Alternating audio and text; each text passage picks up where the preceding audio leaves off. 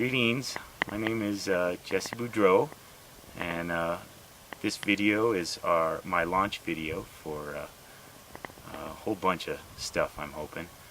I am a raw foodist. I've started raw food back in November, and it has greatly increased my quality of life. In that time, I have healed from all manner of kind of digestive problems I was having with a lifetime before of eating all kinds of meat, potatoes, and beer and everything. I always loved that kind of food, and appreciated it, but it started to affect me.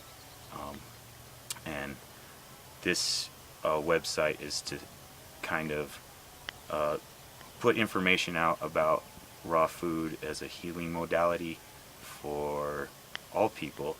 I think it's of benefit for all people to eat more raw fruits and vegetables, as Dan McDonald and others have said so eloquently with their research into enzymes and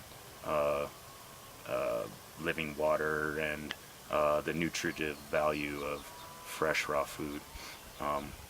So this video is basically a launch video to try and reach out to the raw food community throughout the world. We feel a little bit like an island out here in Chimayo, but it's also very beautiful. We have a landscaping business called Ecolutions that we've been running for about 10 years now, and it's always been a point of fascination for me, the gardening and the wildcrafting and the food and where they dovetail and fit together. And that's basically the way our ancestors did it forever, and it's such an unnatural thing to go to the supermarket and just pick up your chicken in plastic and your food that's been shipped from far away. So that's another thing I want to get into with this video and other videos and our up and coming website, is just to inform people about how to grow, how to get real on Mother Earth, how to wildcraft, specifically in the desert Southwest, and also herbalism, slow food, slow money, trying to connect for real to the community and one another and heal each other and the earth. And this time with this fire going on, it's the worst fire in New Mexico history. It doesn't look so bad right now, it just looks hazy, which many people are used to, but for us here in New Mexico, the skies are usually crystal clear blue, and so it's sad, and those forests are very beautiful, and I feel some of it is a result of our actions on the planet, and it's time for us to get real with each other, have more fun, be healthier, and so that's what I hope to bring. And so I'll quit jabbering now. We'll bring you a recipe in a little bit. Much love. Peace.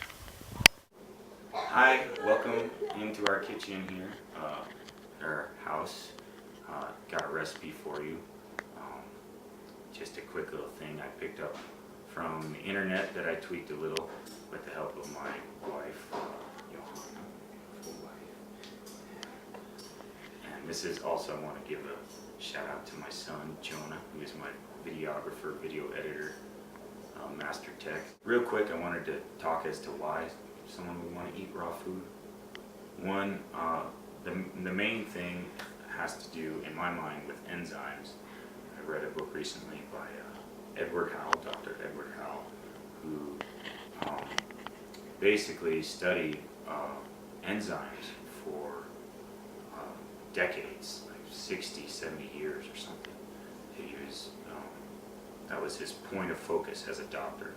And according to Mr. Howell, the body is born with only so many enzymes at birth, and as you go through life, you use those enzymes for digestion and for cell regeneration and the basic upkeep of the body. So when you eat food that is cooked, cooking kills enzymes in the food. Then your body has to secrete enzymes in order to be able to break down that food. It was one of the things in his study that enzymes have a great more to deal with digestion than was thought before. Not stomach acid is definitely a part of it, but enzymes and the pre-digestion is a very elemental key. And so when you eat raw food, you eat food that has enzymes in it already, living enzymes. If you leave an orange on the table, it'll just, dissolve. So the thought that Daniel Vitalis and other people have kind of put out is that we're like an inside-out plant with little microphylla roots in our stomach. We're trying to grow soil inside our stomach. And those foods that come with enzymes that break down naturally are easier on the body in the long term. There's a lot of research on it. I don't want to delve into it too much. I want to get to the recipe. So we're having Thai tomato salad.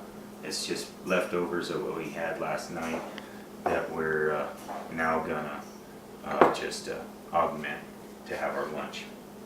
And you just you get 15 cherry tomatoes. I didn't have cherry tomatoes, so I just chopped up my Romas. 4 cucumbers, small to medium-sized cucumbers. 2 bell peppers. We don't have the bell peppers today. There's some left in our leftovers, so that's going to have to do for us today. Half an onion, an avocado, chopped, cilantro, and then we're going to make a dressing out of a 1/4 cup of lime juice, tahini, handful of freshly picked mint from our friend JJ's. What up, Jay?